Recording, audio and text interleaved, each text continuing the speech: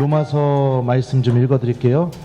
하느님을 사랑하는 이들, 그분의 계획에 따라 부르심을 받은 이들에게는 모든 것이 함께 작용하여 선을 이룬다는 것을 우리는 압니다.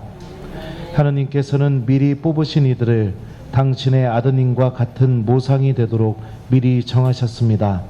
그리하여 그 아드님께서 많은 형제 가운데 맞이가 되게 하셨습니다.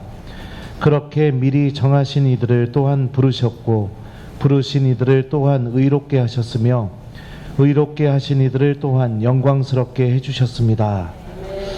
예, 이 하느님 섭리에 관련된 말씀이기도 하고요, 예정에 관련된 말씀이기도 합니다. 이 말씀을 개신교에서 잘못 이해해가지고 구원받을 사람도 미리 정해져 있고 구원받지 못할 사람도 미리 정해져 있다라고 이렇게 주장하는 예정설이 여기에서도 이렇게 나오기도 했는데요. 하느님께서는 우리 모두를 세상 창조 이전부터 당신의 자녀로 삼으시기로 미리 결정을 해 놓으셨습니다. 이거에 대한 고백이 에베소서에서 나옵니다. 제가 읽어드릴게요. 우리 주 예수 그리스도의 아버지 하느님께서 찬미 받으시기를 빕니다. 하느님께서는 그리스도 안에서 하늘의 온갖 영적인 복을 우리에게 내리셨습니다. 세상 창조 이전에 그리스도 안에서 우리를 선택하시어 우리가 당신 앞에서 거룩하고 흠없는 사람이 되게 해주셨습니다. 사랑으로 예수 그리스도를 통하여 우리를 당신의 자녀로 삼으시기로 미리 정하셨습니다. 이는 하느님의 그 좋으신 뜻에 따라 이루어진 것입니다. 이 말씀을 보면 세상 창조 이전부터 우리 모두를 미리 뽑으셔서 당신의 자녀가 되도록 우리들을 부르셨고 미리 정해 놓으셨다. 그리고 그 뽑으신 이유가 무엇이냐? 당신의 영광을 찬양하고 우리가 하느님 앞에서 거룩하고 흠없는 사람이 되게 되는 거. 그러니까 하느님의 자녀로서 하느님과 영원한 생명을 누리면서 살아갈 수 있도록 주님께서는 이 목적을 위해서 우리 모두를 뽑아 넣으셨다는 겁니다. 근데 중요한 것은 무엇이냐면 우리가 믿음을 통해서 하느님께서 나를 이렇게 선택하셨고 또 나와 함께 계시기를 바라시고 또 나를 구원으로 인도하신다는 것을 배워나가야 되는데 이게 믿음 신앙생활이거든요. 근데 많은 경우 우리들은 믿음을 통해서 하느님께서 정말로 간절히 바라시는 것, 이것을 바라보지 못하는 경우들이 종종 있습니다. 그래서 대부분의 이 신앙생활이 기복적인 신앙생활, 또 내가 현세적인 것을 얻기 위한 신앙생활, 그런 쪽으로 이렇게 많이 흘러가고 있어요. 그리고 또 어려움이 생기게 되면 쉽게 하느님께 대한 이 신앙을 중단하거나 버리거나 아니면은 그냥 신앙의 삶에서 떠나는 것을 이렇게 선택하는 경우들도 종종 있습니다. 근데 하느님께서는 그럼에도 불구하고 반드시 우리들을 구원하시기를 갈망하고 계시고 또 그런 우리들에게 반드시 찾아오십니다. 그 요한복음에 보면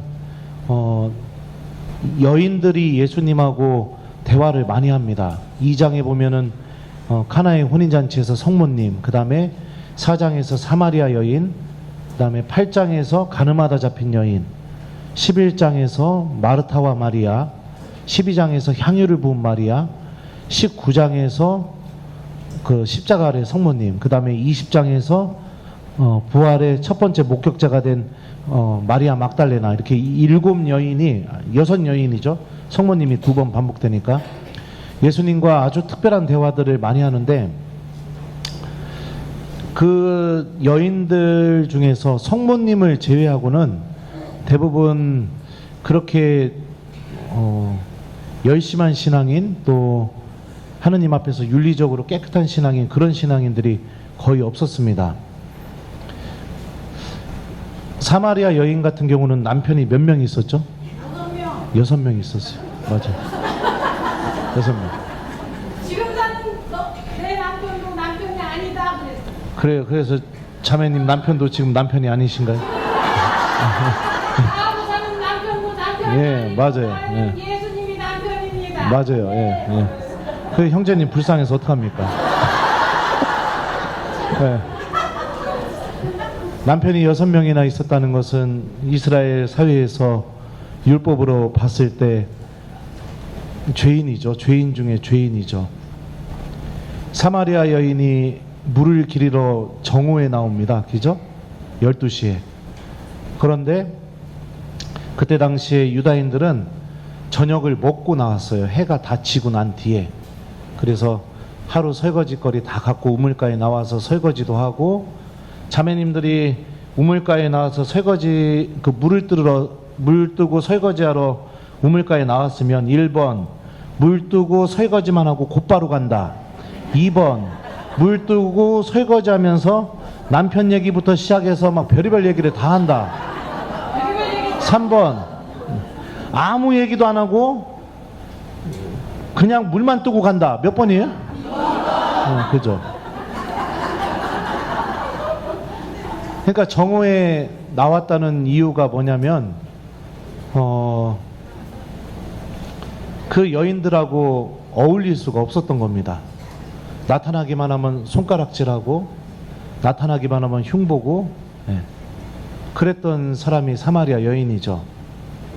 근데 너무 신기한 게 뭐냐면은 예수님이 빌라도를 통해서 유다인들의 왕으로 선포가 된 시간이 요한복음에서 시간이 언제였냐면 정오였습니다.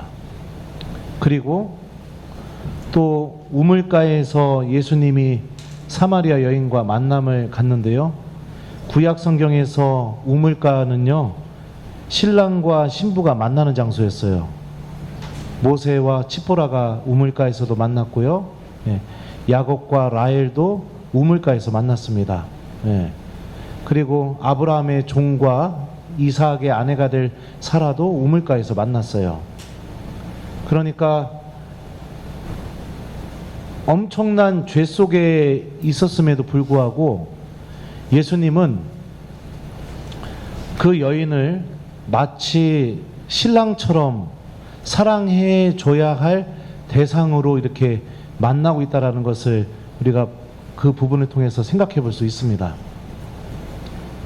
그러니까 어떤 사람이든지 하느님의 이 계획, 그러니까 우리 모두를 당신의 자녀로 삼으시고 우리가 당신 안에서 흠없고 거룩한 사람이 되어서 하느님께서 주시는 구원을 얻고 하느님과 그 영원한 생명을 누리면서 살아가는 그 은총의 삶에 배제된 사람이 아무도 없다라는 것을 우리가 그 여인의 모습을 통해서 볼 수가 있습니다. 그리고 6월달이 예수 성심성월이죠.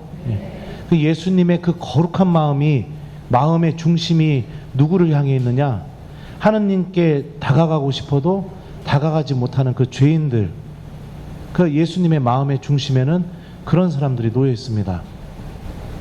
제가 이 요한복음의 여인들이라는 이 주제로 대전신학교에서 학사님들하고 세미나를 이렇게 했었거든요. 한 학기 동안. 근데 굉장히 좋아하더라고요, 학사님들이. 나중에 기회가 되면 우리 교우들하고도 요한복음의 여인들 같이 한번 공부해봐도 좋을 것 같아요. 그래서 그날이 언제 올지 모르겠지만, 예수님이 그 여인을 만나게 될 때 죄인이라고 부르지도 않았고 성모님을 불렀던 용어랑 똑같은 용어를 부릅니다. 여인이시여. 우리나라 말로는 여인이시여라고 번역되어 있지만 직역하면 여인아 이렇게 번역이 됩니다. 어떤 여인을 만나던 예수님은 전부 다 부를 때 성모님과 똑같은 모습, 그 말로 이렇게 불러요. 그 여인은 우리가 그 내용을 보면 알 수 있는 것처럼 예배에 대해서도 관심이 많았었고, 그리고 또 사람의 목마름에 대해서도 관심이 많았었습니다. 그러니까 죄 속에 있지만 하느님을 갈망하는 마음이 그 여인 안에 이렇게 깊이 뿌리 내려 있었다는 것을 알 수 있죠. 그러니까 예수님께서는 그 여인과 대화를 통해서 예수님이 어떤 분이신지 하나씩 알려주시죠. 그리고 나서 예수님을 부르는 호칭이 변화가 되게 됩니다. 처음에는 선생님이라고 불렀다가 그 다음에는 예언자라고 불렀다가 그 다음에는 그리스도라고 이렇게 부르게 됩니다. 그리고 결국에 어떤 일이 벌어지게 되느냐? 물동이를 집어 던져버리고 마을 사람들에게 예수님이 그리스도이시다라고 선포하러 가는 새로운 삶으로 확 완전히 바뀌게 됩니다. 죄인이 그리스도를 선포하는 예언자가 된 거죠. 네. 마치 사도들처럼요. 가늠하다 잡힌 여인 이야기도 보면은요, 이거 여기서 닦아버리면은 이거 나중에 그러니까 저 강의 때 할게요. 네. 가늠하던 현장에서 잡혔어요. 그러면 얼마나 그 여자가 수치스러웠겠습니까? 그죠? 수치스러웠는데 사람들은 고발하려고 그 여인을 데리고 와서 그 여인을 이용해서 예수님을 또 올가매려고 그렇게 사람들이 그 여인을 데리고 왔죠. 데리고 왔는데 예수님이 하셨던 행동은 뭐냐면 땅바닥에 글을 쓰기 시작했습니다. 그죠? 근데 어떤 분들은 땅바닥에 도대체 뭐라고 쓰셨는가 이거에 대해서 관심이 많으신 것 같아요. 근데 여러분들 성서학적으로 봤을 때 예수님이 땅바닥에 쓰신 내용이 정말로 중요했으면 요한복음서 저자가 뭐라고 쓰셨다고 얘기를 해놨겠죠. 그죠? 근데 땅바닥에 왜 글을 쓰셨을까? 가늠하던 현장에서 잡혀가지고 왔어요. 그러면은 그 여자가 옷을 입고 있었을까요? 벗고 있었을까요? 나는 가늠을 안 해봐서 모르겠습니다. 네? 가늠하던 현장에서 붙잡혀 왔어요. 그 여자가 옷을 입고 있었을까요? 벗고 있었을까요? 1번 입고 있었다. 2번 벗고 있었다. 몇 번이요? 네? 벗고 있어요? 아, 그렇군요. 굉장히 수치스럽겠죠. 네. 그리고 거기 사람들 잔뜩 있는 앞에서 가운데에 놓여 있었잖아요. 그 여인을 바라보던 시선이 얼마나 그 여자 입장에서는 얼마나 괴로웠겠습니까? 수치스럽고 사람들이 나를 다 쳐다보고 있고. 근데 예수님이 땅바닥에 글을 쓰기 시작합니다. 그러면은 여러분들 시선이 누구를 향하게 될까요? 그렇죠. 그러니까 당신 앞에 온 그 죄인인 여자가 잠시만이라도 사람들의 그 시선으로부터 자유로워지게, 그 여인이 죄인이지만 그럼에도 불구하고 예수님이 땅바닥에 글을 쓰므로 인해서 모든 사람들이 다 예수님을 쳐다보게 되죠. 말씀은 안 해주시고 글만 쓰고 앉아 있으니 도대체 뭐하고 계시나. 그 순간만이라도 그 여인이 정말로 자유를 누리고 사람들의 시선으로부터 좀 자유로워질 수 있게 그렇게 해주시는 게 이게 바로 예수님의 마음입니다. 죄인들을 대하시는 예수님의 마음. 그리고 나서 하시는 말씀이 너희들 가운데 죄 없는 자가 먼저 돌을 던지라고 이렇게 말씀을 하시죠. 그리고 나서 그 자리에는 결국에 그 가늠하다 잡힌 여인 한 명만 남아있게 됩니다. 근데 예수님의 질문이 아주 의미심장합니다.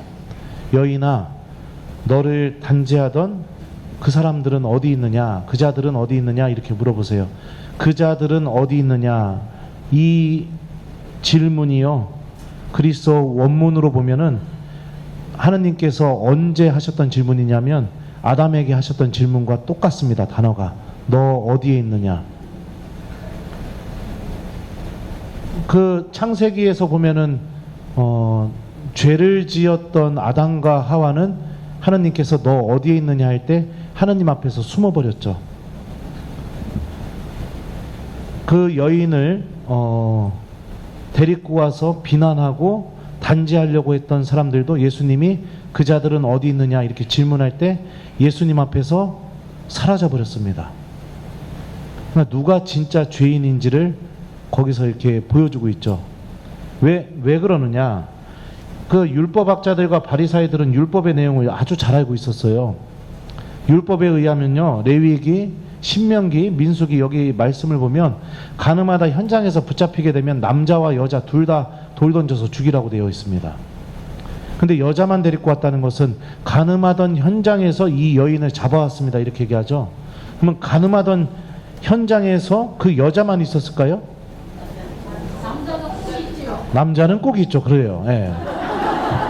나는 남자는 안 잡아오고 여자만 잡고. 그 맞아요. 예. 그래. 성경이 남정 중심으로 칩했어서 예. 남자들이 성경.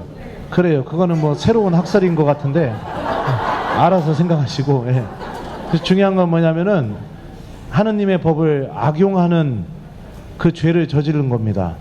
한 사람은 하느님의 법을 알고 있으면서도 악용해서 이웃들을 찍어내리고 단죄하려는 죄. 한 사람은 불타는 사랑을 해서, 잘못된 불타는 사랑을 해서 간음을 저지른 죄. 근데 결국에는 간음을 저지른 사람은 예수님 앞에 놓여있게 되게 되고, 하느님의 법을 이용해서 남을 단죄하려고 했던 사람은 예수님 앞에서 사라지는 것을 선택하게 됩니다. 그러면서 누가 진짜 죄인인지가 아주 자연스럽게 드러나게 되죠.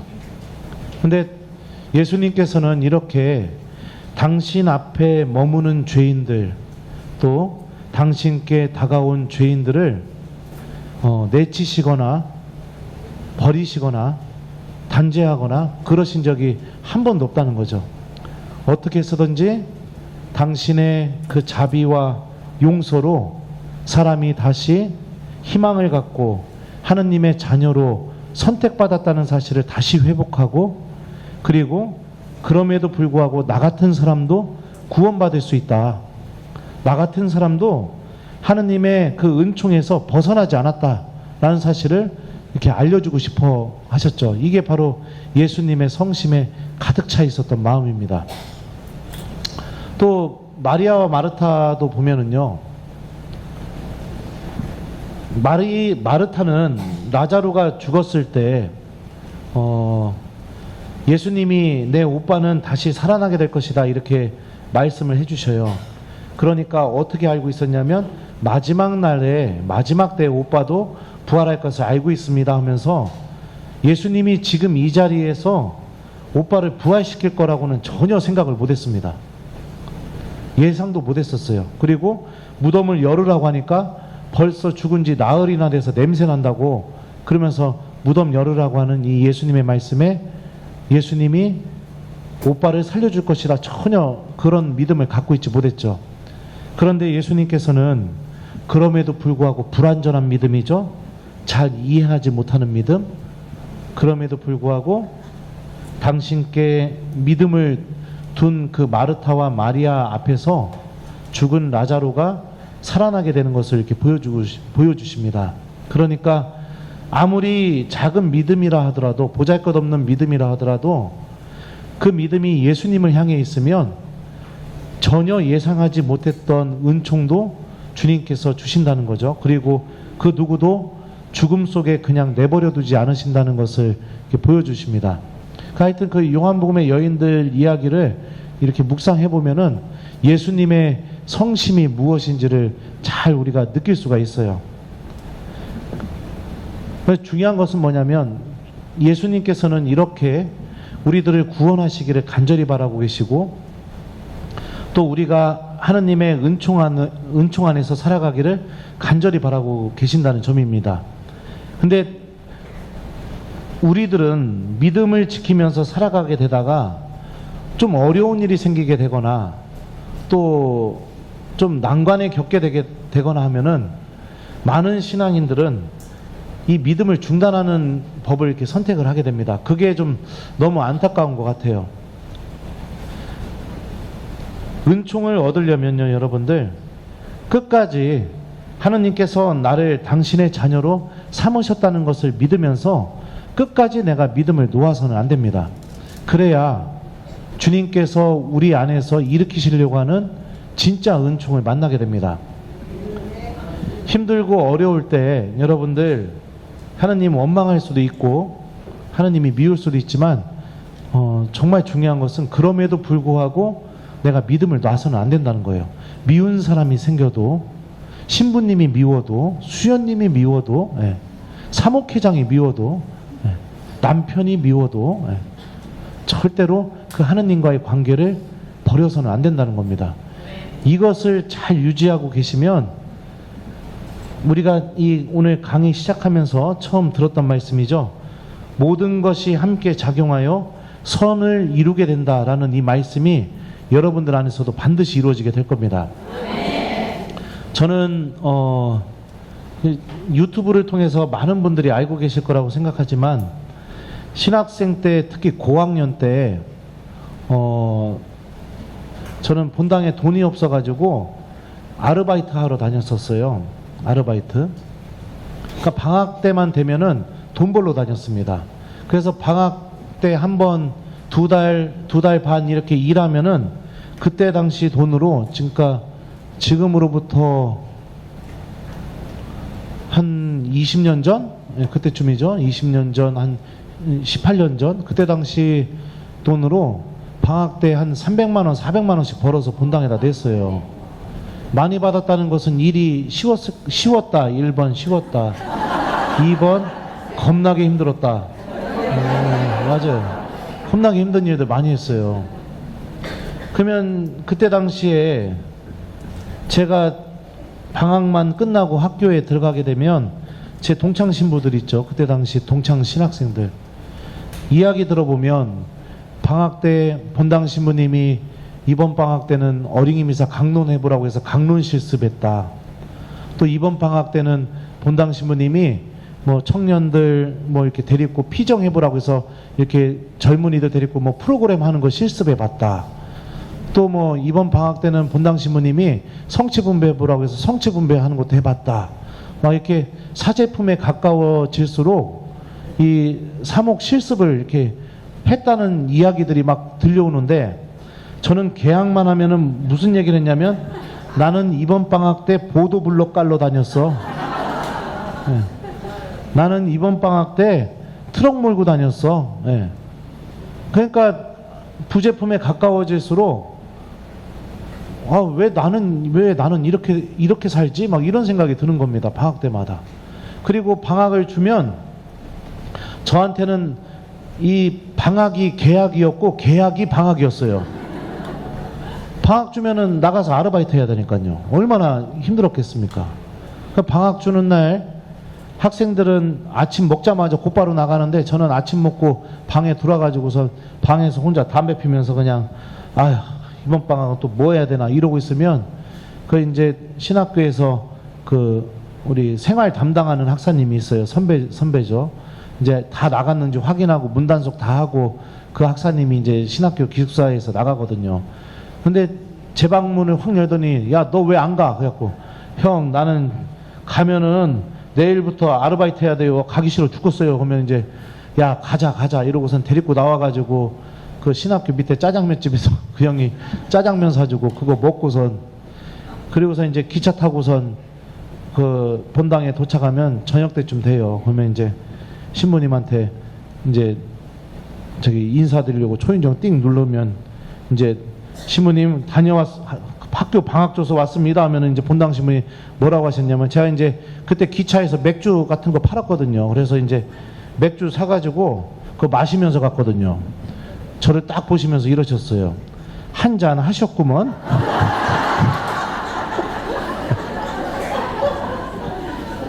그래요. 내일부터 일하셔야 되니까. 네. 그렇게 방학을 보냈거든요. 네.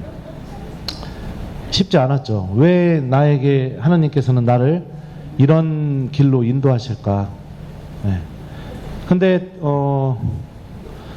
그 시기를 겪으면서 참 힘들었지만 지금 사제가 돼서 느끼는 것은 교우들이 얼마나 어렵게 신앙생활을 해나가는지를 몸으로 알게 됐어요. 몸으로. 저도 막 중노동하고 5시에 퇴근하면은 집에 들어와서 샤워하고 그리고 나서 이제 저녁에 미사 가면은 미사 때 꾸벅꾸벅 졸고 막. 예. 그러니까 그 얼마나 어렵게 돈 벌고 또 얼마나 어렵게 신앙생활 하는지 그런 걸 이렇게 배우게 됐죠. 그러면서 돈도 값지다는 것도 알게 되었고. 예. 그래서 교우들 마음을 좀 더 이해할 수 있게 된 것 같아요. 그러니까 밥 한 번 교우들이 사주는 게 그냥 사주는 게 아니라 몇십 번 굽실거려서, 예, 그 다음에 또 몇 번이고 몇백 번이고 그 막 자존심 참고 막 승질 나는 거 참아서 그렇게 해서 마련된 돈으로 밥 한 번 사주고 신부님한테 그런다는 것도 그때 알게 되었죠.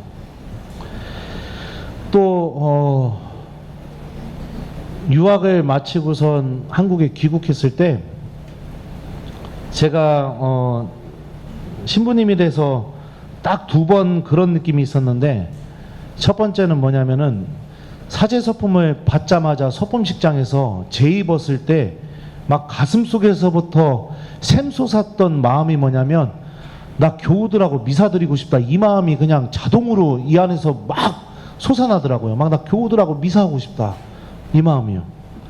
이 마음과 아주 비슷하게 일어났던 마음 중에 하나가 뭐냐면, 8년 동안 성경 공부하고 한국에 귀국했을 때 우리 학사님들 성경 가르쳐 주고 싶다, 이 마음이 또 여기서 막 솟아나는 겁니다, 자동으로.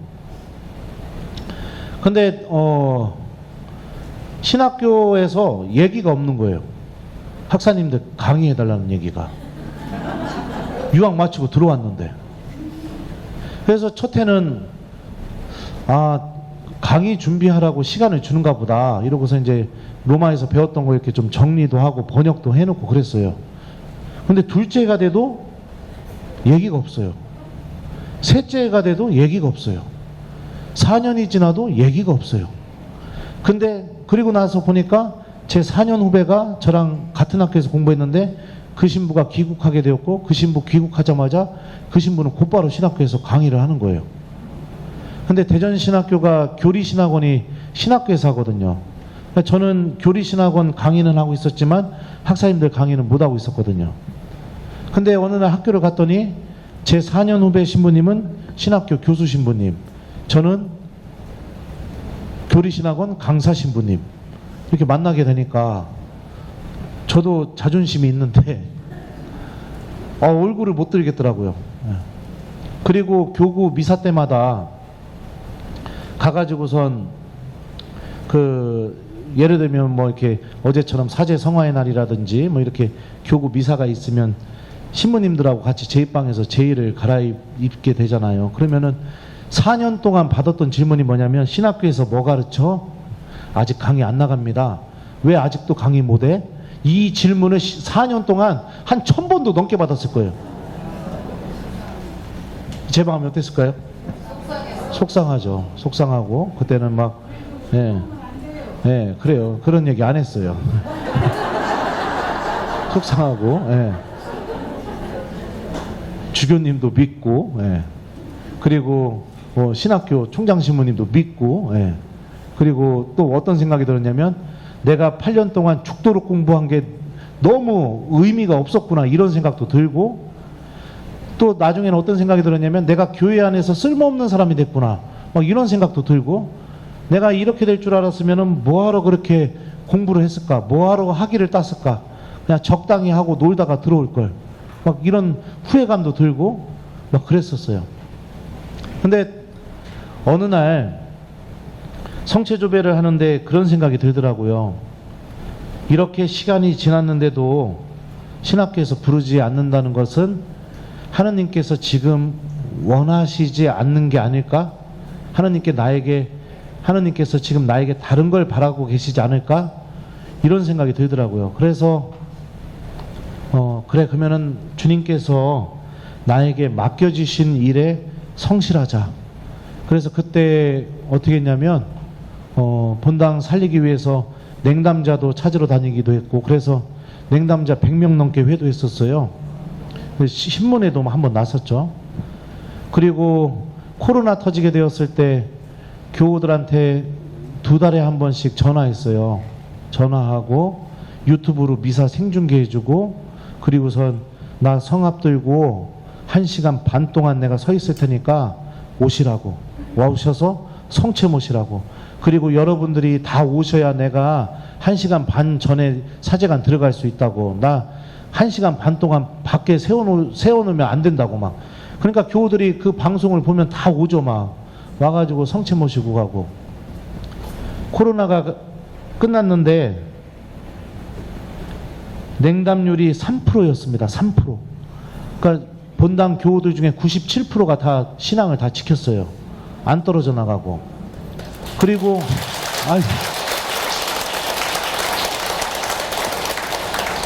오늘의 말씀이라는 앱도 만들어서 우리 청년성서, 제가 우리 대전교구에서 청년들 성경 가르치고 있거든요. 청년성서 한 우리 청년들 하느님 말씀 기억하게 하려고, 그리고 또 제 본당 교우들도 하느님 말씀 기억하게 하려고, 그래서 그 앱도 만들어서 이렇게 교우들이 하느님 말씀도 기억하게 하고, 그리고 또 유튜브도 이렇게 해가지고 그 강론 녹화해서 교우들한테 보내주고 뭐 이렇게 하게 됐었어요.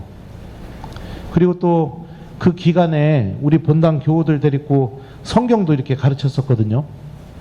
근데 제가 처음에 성경 가르칠 때는 지금처럼 뭐 이렇게 제가 예전에 살았던 이야기 이런 얘기 하나도 안 했어요. 그냥 아주 뭡니까 그 내용에만 충실하게 그냥 그 이 프레젠테이션으로 히브리어 띄워놓고 그 자리에서 그냥 직독직해 해주고 이러면서 이 뜻이 이런 의미라고 막 이렇게 가르쳤어요. 히라보도 그냥 띄워놓고서 교우들 앞에서 그렇게 몇 줄을 가르치니까 우리 할아버지 한 분이 막 수업이 끝났는데 안 가고 남아 계시더라고요. 그래서 형제님 왜 안 가셔요? 그랬더니 신부님 제가 충심으로 말씀드린다고 생각하고 기분 상하지 않으셨으면 좋겠습니다.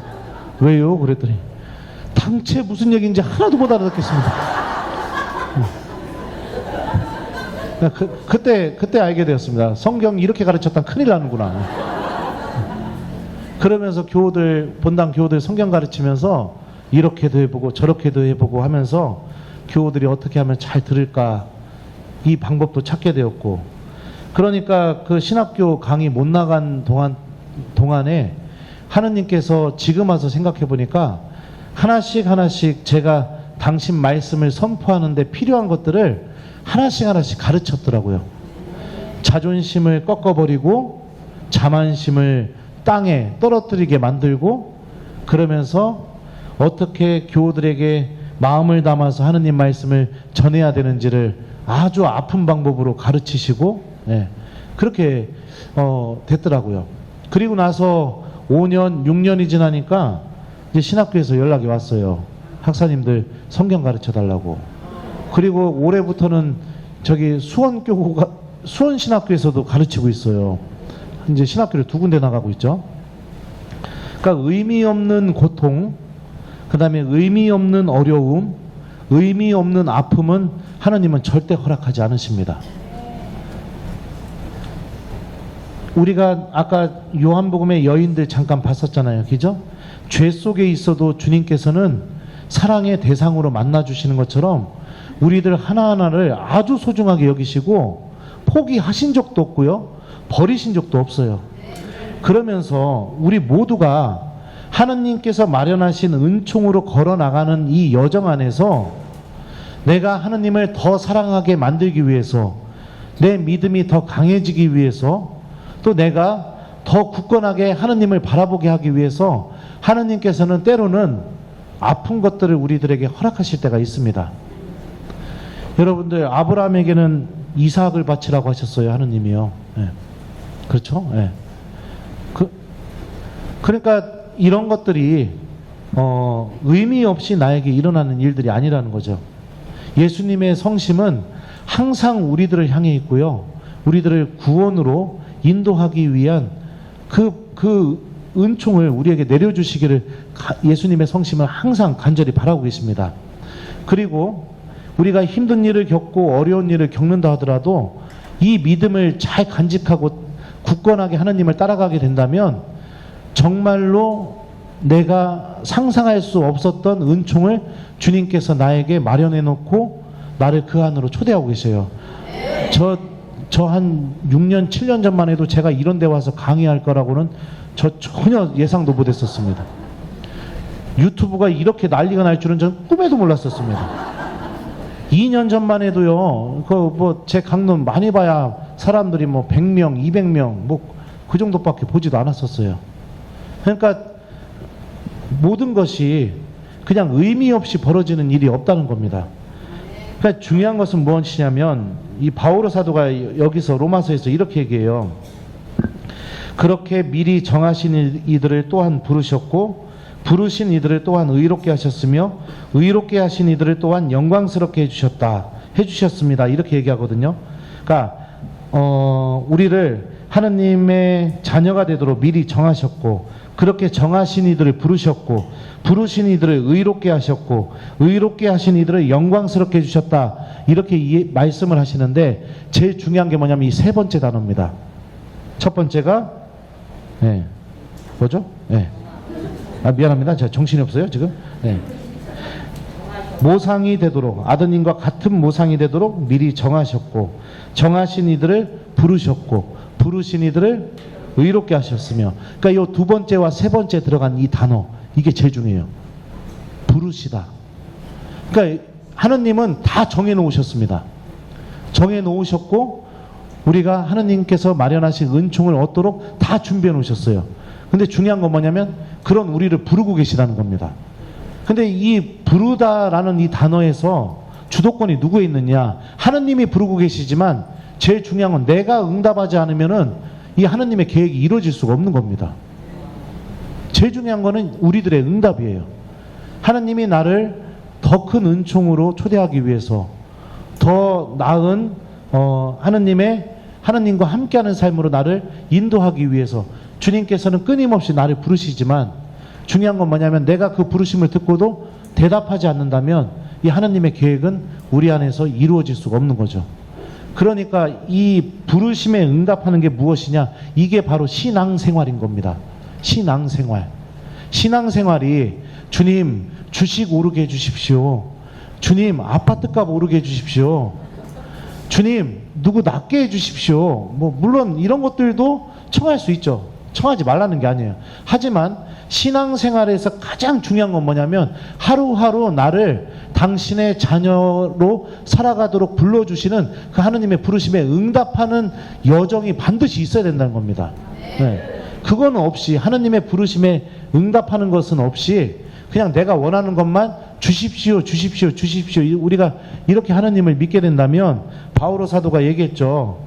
우리가 그리스도를 이 현세만을 위해서 믿고 있다면 희망을 두고 있다면 우리는 가장 불행한 사람이 될 것입니다. 이렇게 얘기한 것처럼 하느님의 은총의 그 기쁨은 전혀 바라보지 못하고 세속적인 것들만 얻으면서 살아가는 그런 불행한 사람이 됩니다. 그리고 보통 하느님과 그렇게 관계 맺는 분들은요 힘든 일 생기면 다 떨어져 나갑니다. 그리고 어려운 일 생기면 다 떨어져 나가요. 보통은 그렇습니다. 그러니까 여러분들의 믿음이 아주 단단한 믿음 그리고 또 하느님의 그 은총 안에 머무는 믿음이 되려면 하루하루 부르심에 응답하면서 살아가는 게 필요합니다. 힘들어도 여러분들 어려운 일이 생겨도 절대 이 하느님의 부르심에 응답하는 것을 놓지 않기를 바랍니다. 만약에 제가 그 신학생 때 그 아르바이트 시키는 것 때문에 너무 힘들어가지고 신학교 그만뒀다면 그러면은 지금 주님께서 저를 통해서 하시려는 이 은총의 여정은 존재하지 않았을 겁니다. 또 만일 제가 유학 마치고 돌아왔을 때 4년 동안 5년 동안 그렇게 그 어려운 시기를 견디지 못하고 그냥 뭐 주교님한테 가서 뭐 사제생활 좀 쉬겠습니다 아니면 또 뭐 그럴 일은 없겠지만 신부 그만두겠습니다 막 이렇게 해버렸다면 또 주님께서 지금 저를 인도하시려고 저에게 주시려고 하는 이 은총은 이루어지지 않았을 거예요. 그러니까 제일 중요한 것은 여러분들 인내력을 갖고 하느님의 은총에 응답하면서 살아가는 그런 믿음을 소유하는 사람이 됐으면 좋겠어요. 그 응답에 가장 잘하는 방법 중에 하나가 뭐냐면 제가 누차 강조하지만 하느님의 말씀을 기억하고 실천하는 겁니다. 이게 신앙생활의 본질입니다. 본질. 이스라엘이 하느님과 관계를 맺기 시작하게 되었을 때 하느님께서 첫 번째로 요구하셨던 게 뭐냐면 너희가 나의 말을 정말로 듣는다면, 이렇게 시작을 합니다. 십계명 주시기 전에. 이것도 직역하면 그래요. 너희가 내 말을 듣는다면. 근데 직역하면은 너희가 내 말을 정말로 듣는다면, 그러면 하나님이 뭐라고 하시느냐? 너희는 사제들의 나라가 될 것이고 거룩한 민족이 될 것이고 내 백성이 될 것이고 나의 소유가 될 것이다, 이렇게 얘기해요. 그러니까 제일 하나님이 바라시는 게 뭐냐면 말씀을 듣는 겁니다. 이 들음을 통해서 하나님과 우리가 첫 번째로 맺어지는 관계가 이루어지게 됩니다. 아브라함도 주님의 말씀을 듣고 떠났죠. 예.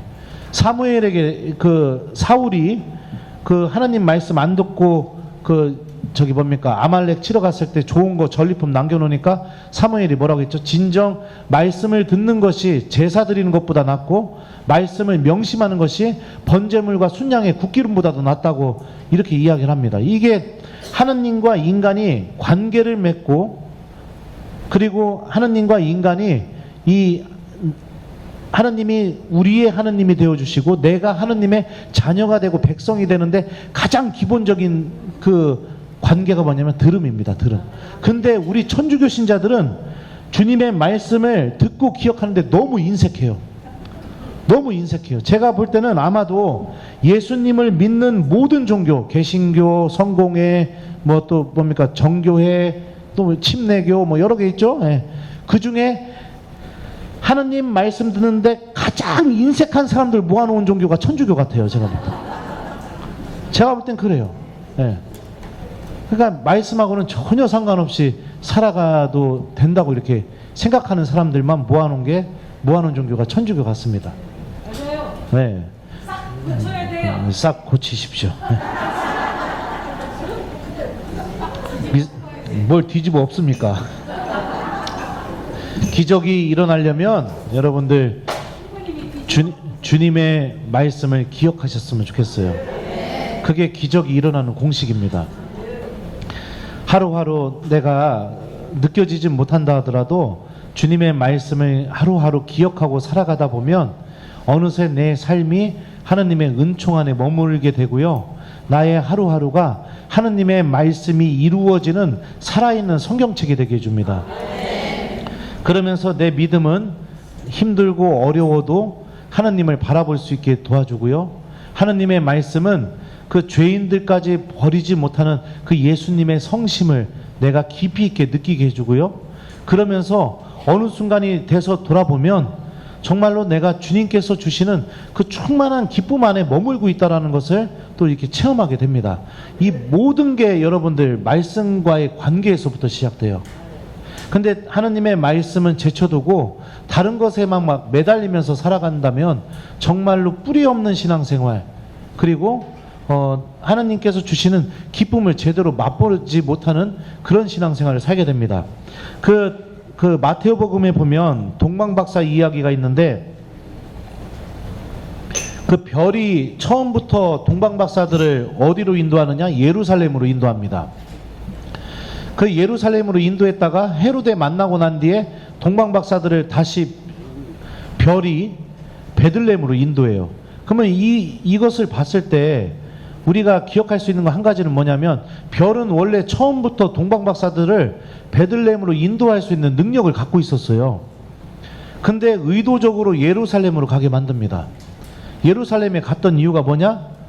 바로 미카 예언자의 말씀을 듣게 되었죠. 율법학자들을 통해서 너 유다 땅 베들레헴아, 너는 유다의 고을 가운데 결코 작은 고을이 아니다. 예, 감사합니다. 예, 여보세요? 예, 저 김재덕입니다. 예. 그렇게 얘기를 합니다. 그리고 나서 동방박사들이 율법학자들을 통해서 하나님의 말씀을 듣게 되니까 그 예루살렘에서 나오자마자 별이 동방박사들을 베들레헴으로 인도합니다. 이게 뭐를 의미하느냐? 하나님의 말씀을 듣지 않고서는 살아계신 예수님께로 갈 수 없다, 이 얘기를 하고 있는 거예요. 말씀을 듣지 않는 삶은 예루살렘까지는 갈 수 있어요. 그러니까 성경 말씀 듣지 않아도, 기억하지 않아도 내가 교우들과 봉사하면서 얻어지는 기쁨 뭐 이런 거를 통해서 내가 어느 정도 신앙의 기쁨을 느끼면서 살아갈 수가 있어요. 근데 마태복음은 이야기하는 게 뭐냐? 거기는 예루살렘이다. 거기에는 예수님이 계시지 않는다. 예수님이, 살아계신 예수님을 만나고 싶다면 거기에서 하느님 말씀을 듣는 삶을 살아야 살아계신 예수님이 계신 베들레헴으로 갈 수 있다라는 것을 마태복음은 알려주거든요. 근데 많은 신앙인들은 예루살렘에서 머무는 것만 좋아합니다. 교우들과 봉사하면서 얻어지는 기쁨, 교우들과 행사하면서 얻어지는 기쁨. 그런데 거기에는 예수님은 계시지 않습니다. 마태복음에 의하면. 예수님을 만나고 싶다면 주님의 말씀을 반드시 들어야 된다고 마태복음이 알려주는 것처럼 여러분들, 하나님의 말씀이 나를 예수님께로 인도해주고 구원으로 인도해준다는 것을 굳게 믿었으면 좋겠습니다. 이게 성경이 구약부터 신약 성경에 걸쳐서 한결같이 사람들에게, 하나님을 믿는 사람에게 요구하는 유일한, 일괄되게 요구하는 유일한 한 가지가 바로 들음입니다. 들음. 네, 그래서 말씀을 꼭 좀 기억하세요.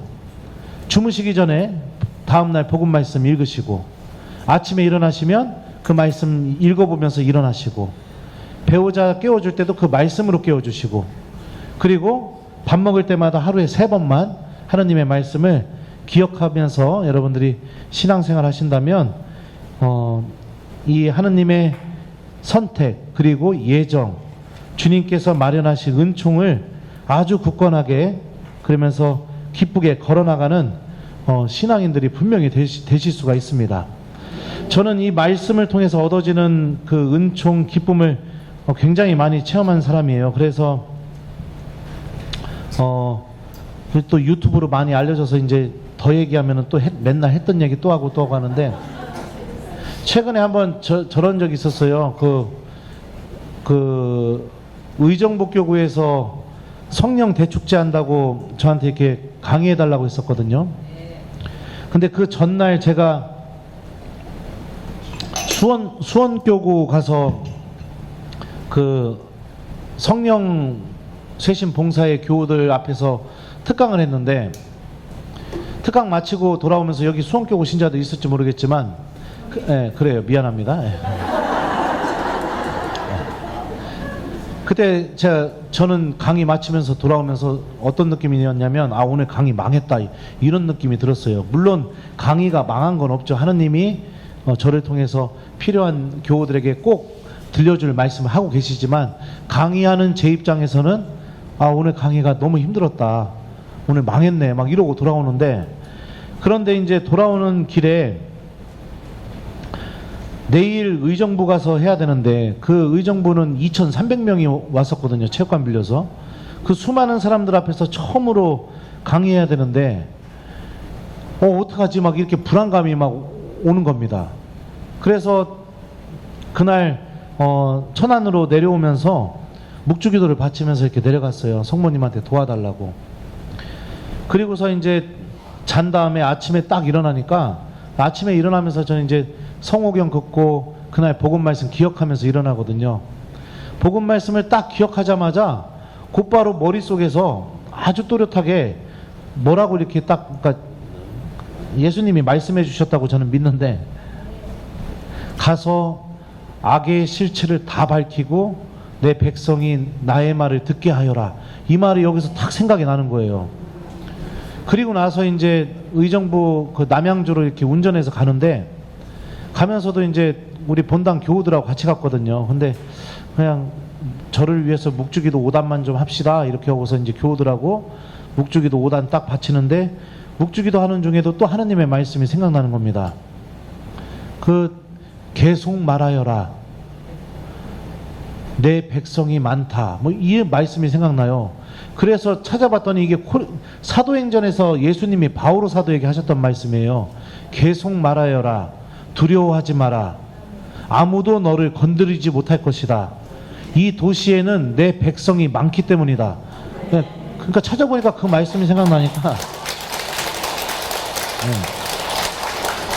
그러니까 막 용기가 이 안에서부터 막 가득 차가지고선 가가지고선 뭐 2,000명이 있던 3,000명이 있던 그게 하나도 중요해지지 않게 되더라고요. 마음이 막 여기 타는 느낌이 나면서 그냥 주님 저를 통해서 말씀하십시오 이렇게 기도하고 그리고서 얘기를 하게 되니까 떨리지도 않고 막 그냥 완전히 그냥 다 쏟아붓고 왔어요. 그래요. 고맙습니다. 이게 하느님 말씀을 기억하게 되면 주님께서 이렇게 필요한 순간마다 당신의 말씀을 꼭 들려주십니다. 이게 신부님이니까 그렇죠 이렇게 생각할지 모르겠지만 아닙니다. 저도 신학생 때 5년 6년 동안 매일매일 이 복음 말씀을 기억하면서 이렇게 지냈던 습관이 있었고 또 사제가 되고 나서도 하느님의 말씀을 계속해서 이렇게 기억하면서 지내는 습관이 있었기 때문에 성령께서 필요한 순간마다 말씀을 이렇게 제 안에 들려주면서 용기를 얻고 위로를 받고 이렇게 돼요. 그러니까 우리가 하느님으로부터 이 하느님의 이 계획에 대해서 제가 말씀드렸는데 우리 모두는 여러분들 믿음을 버리지 않으시면 우리 모두는 구원받을 겁니다. 그리고 우리 모두는 반드시 하느님과 함께하는 영원한 생명에 초대받았고 그렇게 살 겁니다. 근데 악은 이걸 바라지 않고 있어요. 그래서 힘들고 어려운 일이 있을 때마다 이 믿음을 놓게 만들고 하느님으로부터 떨어져 나가게 하려고 하는 그런 일들을 일으켜요. 그리고 우리가 죄를 졌을 때도 하느님께 다가가지 못하게 만들려고 합니다.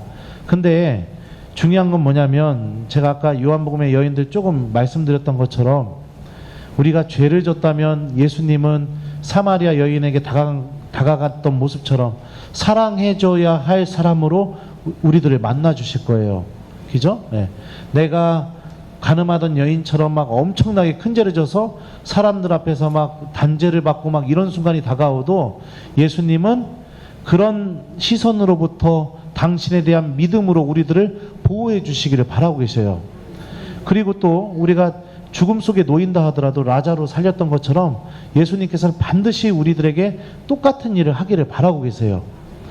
이 성경에서 고백되고 있는 이 예수님의 마음이 우리 안에서 체험되고 우리 안에서 열매를 맺으려면 우리에게 필요한 건 딱 한 가지입니다. 이런 하느님의 부르심에 내가 응답하는 사람이 돼야 된다는 거. 그리고 성경은 알려줘요. 가장 효과적으로 응답하는 방법이 뭐냐? 주님의 말씀을 듣고 실천하게 되는 거. 이 삶을 살게 되면 여러분들 힘들고 어려워도 하느님의 말씀이 여러분들을 붙잡아주고 위로해 줄 겁니다. 그래서 저처럼 제가 충남 홍성 출신이거든요. 이 홍성 촌놈이 IQ가 92여서 머리도 띨띨하던 놈이 그리고 뭐 이렇게 믿음도 그렇게 강하지도 못하고 막 그랬던 제가 이렇게 전혀 완전히 예상하지 못한 모습으로 바뀌게 된 것처럼 하느님께서는 하느님의 말씀을 붙잡는 이들에게 제 안에서 일으키셨던 일과 똑같은 일을 똑같이 이루어 주실 겁니다. 그러니까 저를 봐서라도 여러분들 희망을 갖고 용기를 얻으셨으면 좋겠어요. 저 같은 사람도 이렇게 바뀌게 되었는데요. 제가 유학 다녀왔을 때 제가 2학년 신학교 2학년 1학년 이때 부제님 뭐 6학년이었던 선배들 있잖아요. 그래서 선배들이 저한테 뭐라고 했냐면 나는 아직도 이해가 안 되는 게 어떻게 그 띨띨했던 김재덕이 외국에서 성경을 공부하고 오냐? 막 이렇게 저한테 얘기를 했었어요. 그리고 제가 이제 유학 다녀와서 첫 번째 본당 신부하면서 냉담자 찾으러 다니고 할 때 제가 신학생 때 별명이 굉장히 불같아가지고 신나였어요. 신나. 긁으면 불난다고요. 막 동기들하고 다 싸우고 막 그랬었거든요. 근데 냉담자 앞에서 무릎도 꿇어보고 제가 그리고 냉담자 찾으려고 막 돌아다니기도 하고 미안하다고 내가 대신 사과도 하기도 하고 막 그랬거든요. 그 모습을 보면서 동창 신부님들이 뭐라고 하냐면 너를 보면 성품성사의 은총이 얼마나 큰지 우리가 느껴진다.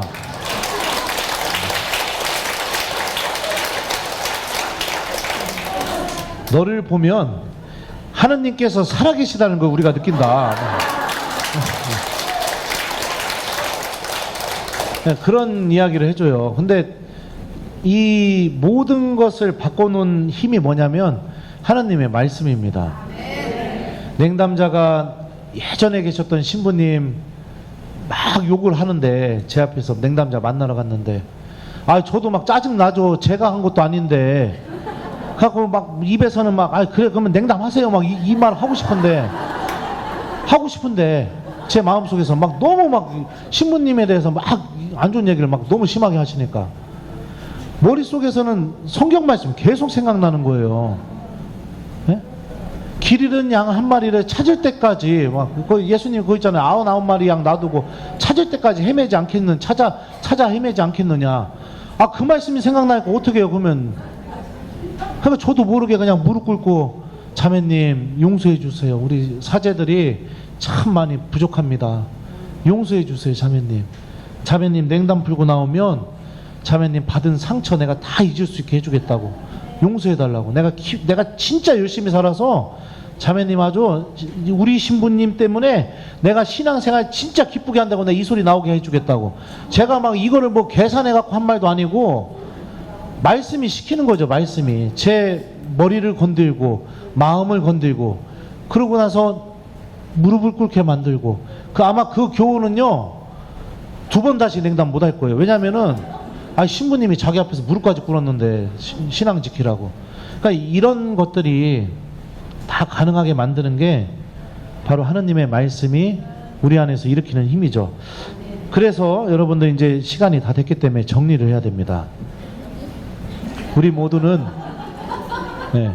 하느님의 자녀로 선택받은 사람들입니다. 그리고 그 선택은 구원을 지향하고 있어요.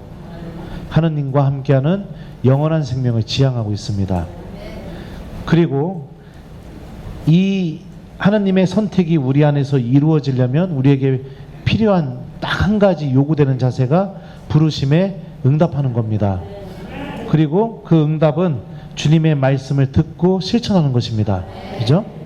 우리가 이 부르심에 응답하면서 걸어나가는 여정 중에 내가 죄 때문에 아니면 여러 가지 이유 때문에 상처받고 어려운 일이 생길 수 있어요.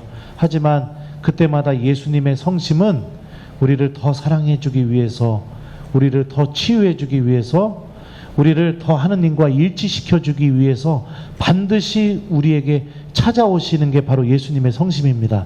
이 예수님의 마음이 그래요. 말씀으로 찾아오시고 성체로 찾아오시고 이웃들을 통해서도 찾아오실 겁니다. 그러니까 여러분들 내가 이 신비를 굳게 믿으시면서 절대로 신앙을 놓지 마시고 하느님의 말씀 아무리 속상하고 힘들어도 묵묵히 내가 읽고 붙들면서 그렇게 신앙생활 하신다면 제 안에서 일어났던 이 하느님의 섭리의 놀라운 일이 여러분 안에서도 반드시 일어나게 될 겁니다.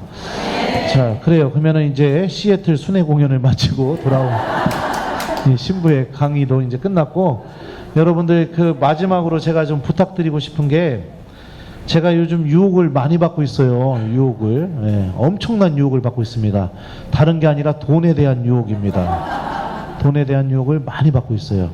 유튜브 수익금이 막 이렇게 많이 들어와가지고 맨날 그 이제 기부하고는 있지만 그 기부하려고 보내기 직전까지 막 악마가 막 제 마음을 막 흔들어놔요. 막 조금만 떼어서 네가 써라. 막 너는 왜 이렇게 미련하냐? 어?